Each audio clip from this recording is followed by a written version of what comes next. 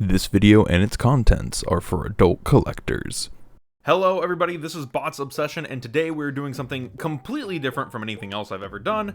We are taking a look at an action figure. We're taking a look today specifically at Amazing Yamaguchi Moon Knight. Now this one is not the actual Amazing Yamaguchi Moon Knight. This is a knockoff. Yes, this is a KO because it is much cheaper than the official, but that does not mean that this is not a good figure. And with my rising interest in Moon Knight, I'm kind of at an all-time high, and the Transformer scene is very dry.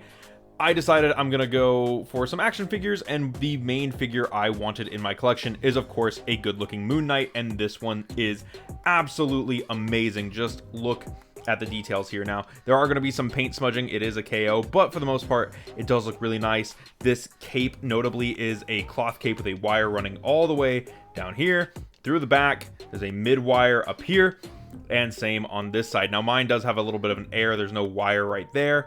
Unfortunate, but it is what it is. But you can see the painting and the sculpting on here is pretty good, with the pearl white underneath some gray armor plating. This is apparently based on a look from about 2010. I don't know if he ever wore like this exact costume, but it is based on something from around 2010. I believe an Avengers appearance for Moon Knight.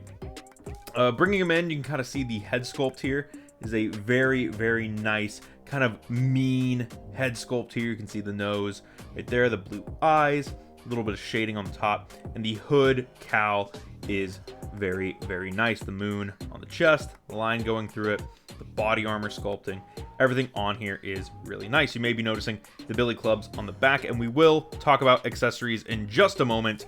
We are going to get into articulation first because I want to show off what this guy can do. Firstly, the cape is wired. It can hold just about any pose. It can even get all flared out, so that way you can do the big crescent thing that he tends to do. But you can also, if you come up here, you can remove the hood, remove this piece right here, and if you give this a pull, it just unclips. And so for the sake of articulation, I'm going to unclip the cape. Starting us off at the head, he has a double jointed neck, so he has a joint at the base of the neck as well as one right there. It allows him to look up about that far, down that far, slightly hindered when he does have the cape hood on there. You can see he has these double ball jointed shoulders. They go up this far, they can get a little further out, full rotation at that one joint, allows him to cross over there, full ball joint at the bottom, and then right here he has a joint on both sides that slides back and forth. It's quite cool. He does have a invisible bicep swivel, which is really nice. He has a this elbow right here is extremely tight, but he does a swivel at the base of the elbow as well as in the forearm there. His wrists are ball jointed with a hinge, so you're able to get them in all sorts of poses there. His abs, he can arc that far back and crunch incredibly far forward, and that's because he has a joint down here as well as a joint in the upper torso, so a ball joint there and a ball joint at the waist that allows him to turn very organically and very nicely. His legs are where things get a little interesting. So up here, pretty normal action figure stuff going up here, especially if you're into the high-end figure scene. Now he has ball jointed hips, which is really nice. They go out about that far and forward about that far, but what he has is he has this like diagonal cut at the thigh that allows his leg to rotate out like this, and it doesn't really break the sculpt, and that's how you get these crazy dynamic poses out of him, is by utilizing that diagonal cut in his leg. From there, his knee has a insane amount of bend, and then he has a ball joint at the shin that allows his leg to not only rotate at the boot but also curl up even further, so that gives him a swivel there. He does have a swivel at the ankle as well as a pivot too, and a toe joint. So lots of articulation here on this figure, allowing you to get some incredibly dynamic poses out of him. Stuff kind of like he's jumping at you and kicking and punching, stuff like he can do the iconic kind of Moon Knight kind of arms out flare, kind of going like that. He can look up, he can skydive, really good stuff here. Yes, he can superhero land. If you saw my short about this guy, you kind of know some of the poses that this dude can do. So I'm gonna get the cape back on him, and then we're gonna talk accessories. Alrighty, so this guy does come with a whole suite of accessories. including, and we're just going to get this one out of the way first, he did come with a figure stand as well as a figure clamp. This was stressed out of the box and I did have to tighten everything, and this was cracked, but again, this is a KO, so I wasn't expecting the best quality stuff, but I am surprised by how good the quality is on this stuff. This is a very high quality knockoff. For accessories, he comes with a whole suite of hands. As you can see right here, he has closed fists. We also get a pair of splayed open action hands. We get a pair of calm, there they are, calm relaxed hands. We get a pair of gripping / trigger finger hands. Going over here, we get a pair of hands that have the crescent darts that are fists.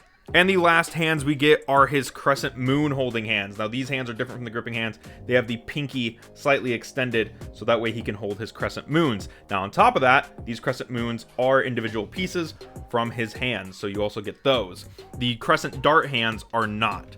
He also comes with some cowl pieces that I do really like, but because of the nature of this KO, I actually can't get both of these on. I can only get one on, so I decided not to pose him with those. He also comes with a pretty short bow staff, I'll say. Like, if I compare this one to the Marvel Legends bow staff, you can see the Marvel Legends one is way bigger and it's like taller than the figure itself, which when I do use the bow staff, I end up using the Marvel Legends one for the most part, but he does include one.